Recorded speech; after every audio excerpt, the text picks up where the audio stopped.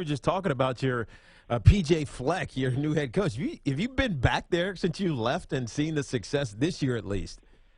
I haven't. I've been so busy, but I'm so happy for him. I've won one of the first championships we ever had in '88, and to see what they're doing right now is absolutely amazing. I mean, I'm proud of those guys, man. I'm very, very happy for them. Listen, but my big thing is about the NCAA. They need to pay these boys. I'm gonna say it. I'm gonna keep saying it. Yeah. Pay these guys, man. Pay them.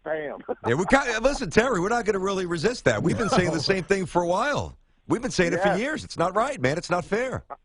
It's just not right, man. To make billions off these kids and the whole thing, and they get penalized for getting a sandwich. They get demonized, which is crazy. You know what I mean? I remember that. It's funny when Michigan wants the Fab Five to come back and apologize. You're like, what are you talking about? You know yeah. Come on, man. It's just too ridiculous. But the guys are enjoying it, and I hope that they just go ahead and do it. And the funny thing is, we beat Wisconsin in '88. I hope they beat Wisconsin in this Cotton Bowl, and it will really, really make it full circle. Well, it's amazing. We had your coach on, not your coach, but your alma mater's coach, PJ Fleck, who is a rising star. Do you know him pretty well yet, or what? I don't, but I don't think he's going to be there very long, man. Yeah, I really, that's the unfortunate thing. That's kind of bittersweet because believe me, he's about to jump at the bigger fish. He's got to. No doubt. You got to cash in that check because it's obviously coming pretty soon. Terry, cash it in now. You got to snatch it. Somebody can always steal it. Terry Crews, actor. I know about snatching them checks. That's what it's all about. That's what you do in L.A., right? That's what you do. You got to get it while you can get it, especially as a blackjacked athlete. Yeah. Hey, look, you got to get it when that movie's selling real hot. You know what I mean? You in Rogue One? Get the money now. I hear you.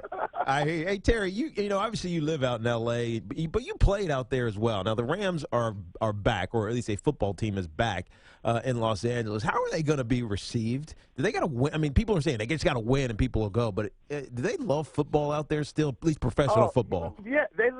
First of all, they love football, but L.A. is the biggest bandwagon of all time. When I was out here, it was all about the Lakers, back in '91. Yeah. I remember having to I was showing my NFLPA card to try to get in the club. They were like, nah, man, that ain't going to work, bro.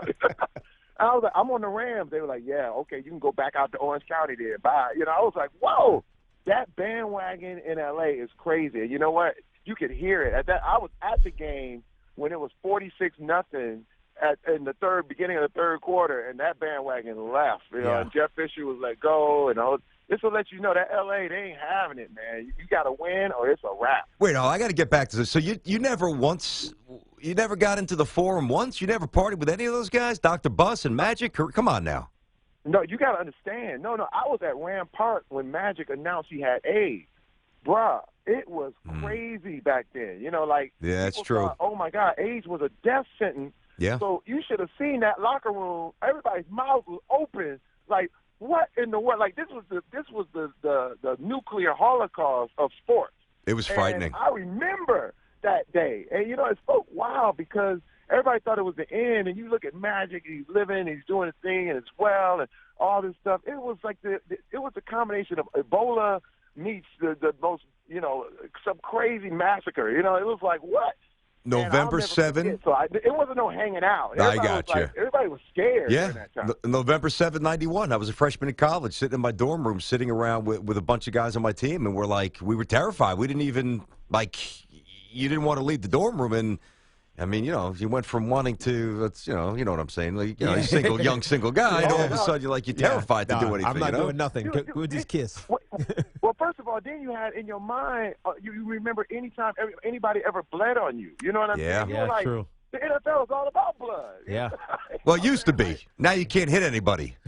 Oh, dude, come on.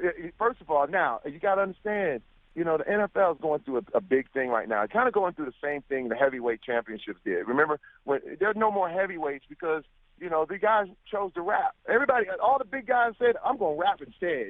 My son doesn't want to play football. He wants to work at Facebook. He wants to work at Google. You know what I'm saying? So who wants to run out there and get their head knocked in? You got smart kids. Yeah. That's what I'm saying. So who wants to do that?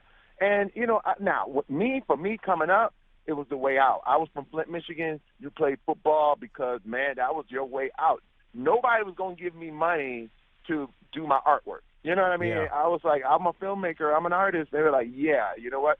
Go hit this guy. I'll let you go to college. You know what I mean? That's the way you got out. Yeah, You know what I'm saying? And the same way you got out of your hood, that's how you did it. But now people are finding you. I'll make an app. I can find my way out of my hood. Well, You know how what I'm amazing, saying? Terry, how amazing is this, though, pal? Not only did you make it out of the hood, you made it onto TV, and you have a Christmas special. I know. That's How not are a you- bad Yeah. journey. How are you saving Christmas, Terry? I mean, other than beasting it wherever you go. First of all, I had to reinvent myself again. I mean, because this is not about acting. This is Terry. This is me going into people's homes and taking a chef named Dean Chermay and a designer, Vanessa De Leon, and we're basically redoing their holiday get-togethers. And I love Christmas. I've been married 27 years. I got 5 kids. I got a 6-year-old grandbaby. And the whole thing is, if Christmas had a spirit animal, it's me. It's a 250-pound black man. Yeah. So I ran up in there, and we basically revamped the whole thing. And let me tell you, it was one of the most fun, most beautiful times I ever had. The families whose homes we went into are still my friends to this day. It's that good. We had a Christmas is ball. awesome. I love Christmas. I'm with you, man. Terry Crews Saves Christmas, a week-long holiday-themed special. Premieres Tuesday, so next week, December 20, and it's on the CW Network. And Terry's with us here on Hey, Tiki and Tierney. Terry, before we let you go, you got a ton of energy. We see it. It comes through the screen. What were you like in the locker room as a player? Were you the same? I was a goofball, dude. I had the locker room cracking up. First of all, it was a show. It was a huge show. You're talking about, I tell everybody, the NFL players, they're cartoons. Yeah. You know what I mean? Yeah, caricatures. You They're went in that caricatures. locker room, Yeah, you're right. Dude, I base characters now on characters that I saw in the locker room. The guy from White Chicks is somebody who was in the NFL. He was in the NFL, the whole thing. I stole everything from that dude. He was like, "Excuse me, my beautiful black sister. Could you pass this number to that white girl over there, please?" Dude, this guy was real. I feel you. Like, oh, my God. You throw him a few People bucks? laugh, but I'm like, these are real people. Did you give him a cut? Did you give him 10% here, Terry? I mean, he just steals ideas and leave him hanging or what? Brother. Yeah, I hear you. You got to keep yours.